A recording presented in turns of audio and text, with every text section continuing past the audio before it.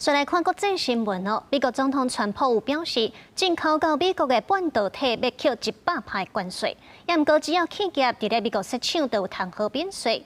伫咧政策宣布即天，包括彭克的执行长库克，也个回答执行长黄仁勋拢亲亲到白宫甲川普会谈。彭克嘛宣布要伫咧美国投资1000亿个美金，这详细的情形，咱连线互国际记者彭主席带咱来了解。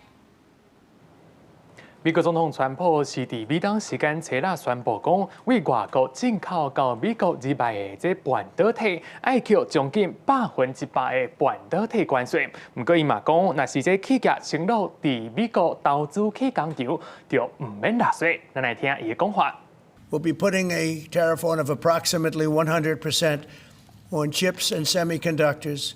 But if you're building in the United States of America, there's no charge, even though you're building and you're not producing yet. 伫川普宣布这个政策的时阵，彭克电脑的执行长库克嘛来到白宫，宣布要加码投资美国1000亿。川普嘛点名台积电和 NVIDIA， 表示这两间公司已经投资美国过1000亿。川普的话讲了，这彭克的股票伫盘后是起3%，台积电 ADR 是起2.7%。不过，台湾的半导体大部分拢是代工，这出口的时阵可能是搭别人的品牌。这详细要安怎来扣这个半导体关税，也要等待刷落来几天白宫的详细说明。以上公司国际记者彭主席伫美国白宫的报道。